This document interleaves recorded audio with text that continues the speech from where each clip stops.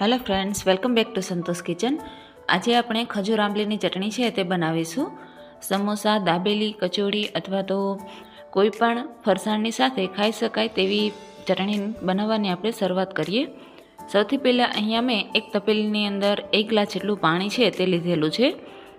તેની અંદર આપણે 1 વાટકી જેટલો ખજૂર છે તે એડ કરી દઈશું અને 1 વાટકી જેટલી આંબલી છે તે એડ કરી દઈશું. પછી ઉપરથી આપણે તેની અંદર 1 ચમચી જેટલું ગોળ છે તે એડ કરી અને એકદમ સારી રીતે પકાવી લઈશું. અહીંયા 10 મિનિટની અંદર એકદમ સારી રીતે પાકી ગયું છે. તો હવે ગેસ બંધ કરી દઈશું અને આપણે તેને મિક્સર જારની અંદર ક્રશ છે તે કરી લઈશું, અથવા તો આવી રીતે બ્લેન્ડરની મદદથી પણ તમે ક્રશ છે તે કરી શકો છો. જો મિક્સરની અંદર ક્રશ કરો તો તેની અંદરથી બિયા છે તે કાઢી લેવાના છે. હવે આપણે જે ચટણી છે તેનો પલ્પ છે તે એકદમ સારી રીતે તૈયાર થઈ ગયો છે. તો હવે આપણે એક બાઉલની અંદર મોટો જે જાડો આવે છે તે લઈશું. અહીંયા મોટા કાણાવાળો જાડો છે તે મેં લીધેલો છે. તેની અંદર આપણે આંબલીનો પલ્પ છે તે એડ કરી દઈશું અને એકદમ સારી રીતે તેને ગાળી છે તે લેવાનો છે. અહીંયા 5 થી 10 મિનિટની અંદર આપણો જે આંબલીનો પલ્પ છે તે એકદમ સારી રીતે નીકળી જશે.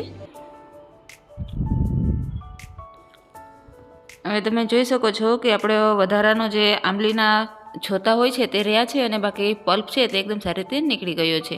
તો ફરીથી આપણે તેને ગરમ છે તે કરી લઈશું.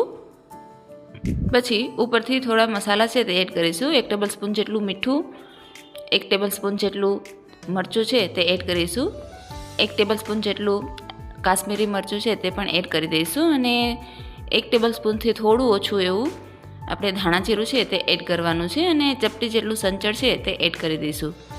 બધું છે તેને એકદમ સારી રીતે મિક્સ કરી લઈશું અને થોડી વાર માટે તેને ચડવા દઈશું. 1 થી 2 મિનિટ પછી આપણી જે ચટણી છે તે બની અને એકદમ સારી રીતે તૈયાર થઈ ગઈ છે. આને તમે સ્ટોર પણ કરી શકો છો. હવે આપણે તેને એક બાઉલની અંદર કાઢી લઈશું. આની અંદર આપણે ધાણા છે તે એડ નથી કરવાના. જો ધાણા એડ કરશું તો આપણી જે સ્ટોર કરેલી ચટણી છે તે બગડી જશે. એટલે જ્યારે પણ આપણે સર્વ કરીએ ત્યારે જ એની અંદર ધાણા છે તે એડ કરવા. તો આપણે ચટપટી એવી ખજૂર આંબલીની ચટણી છે તે બની અને તૈયાર થઈ ગઈ છે. તો તમે પણ એક વખત જરૂરથી ટ્રાય કરજો. અને હા, જો તમે મારા ચેનલ પર નવા હોય તો ચેનલને સબસ્ક્રાઈબ કરવાનું ન ભૂલશો.